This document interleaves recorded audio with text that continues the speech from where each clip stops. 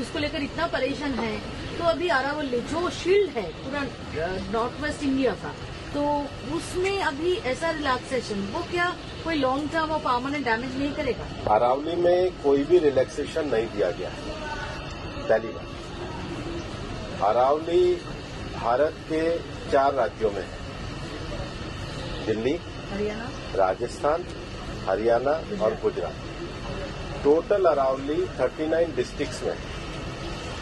अरावली की पिटीशन 1985 से चल रही है। इस पिटीशन में चलने के बाद अरावली में माइनिंग के स्ट्रिक्ट नियम होने चाहिए, इसके हम भी पूरी तरीके से समर्थन करते हैं। सुप्रीम कोर्ट ने चारों राज्यों को कहा कि अरावली की सेम डेफिनेशन होनी चाहिए। सेम डेफिनेशन में 100 मीटर को, जो कि 1968 का जो जियोलॉजी का स्टडी है रिचर्ड मॉर्फी, उसके कारण है। कुछ यूट्यूब चैनल ने और कुछ लोगों ने एक कंफ्यूजन खड़ा कर दिया कि 100 मीटर का अर्थ होगा टॉप के 100 मीटर। ऐसा नहीं है। उसका जो बेस स्ट्रक्चर है, जो पर्वत का बेस स्ट्रक्चर है, अगर वो जमीन के अंदर भी 20 मीटर है, वहां से लेके 100 मीटर तक प्रोटेक्शन है।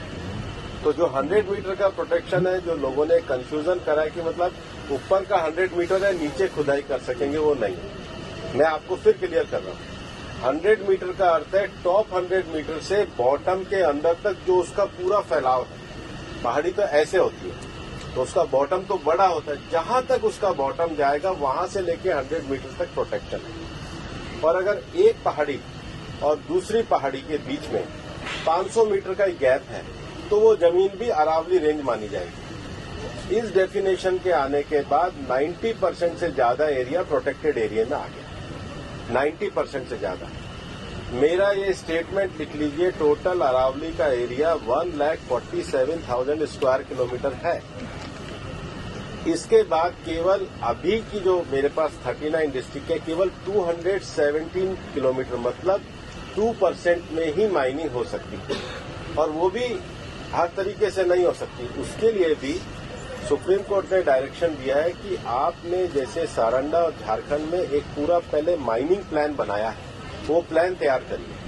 वो प्लान तैयार करने के बाद भी ICFR जो इंस्टीट्यूशन है उसकी परमिशन होगी, उसके बाद ही परमिशन मिलेगी। दिल्ली में कोई भी माइनिंग अलाउ ही नहीं है, ना होगी। मैं फिर दोहरा रहा हूं, दिल्ली के अरावली हिल्स में माइंस पूरी तरीके से बैन है।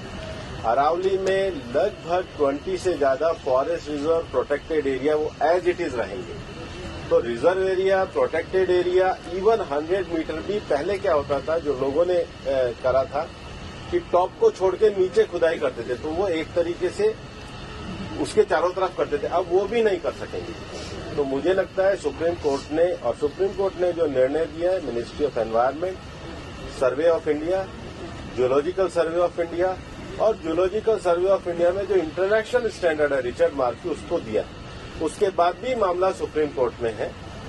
हम पूरी तरीके से सहयोग करने के लिए तैयार हैं। पिछले 2 साल से लगातार स्वयं प्रधानमंत्री जी ने अरावली में वृक्षारोपण किया है। ये सरकार पिछले 2 साल से ग्रीन अरावली का मूवमेंट चला रही है।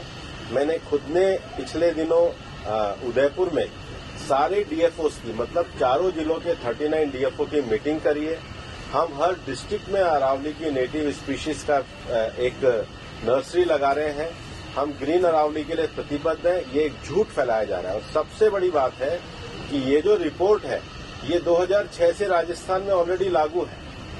इसमें कुछ भी एडिशन नहीं किया गया, बल्कि अरावली के टॉप से लेके और जमीन तक, मतलब जमीन से पूरा ऊपर 100 जो स्ट्रक्चर है, वो सारा प्रोटेक्टेड की श्रेणी में आता है। सर, मैं ask you one more question.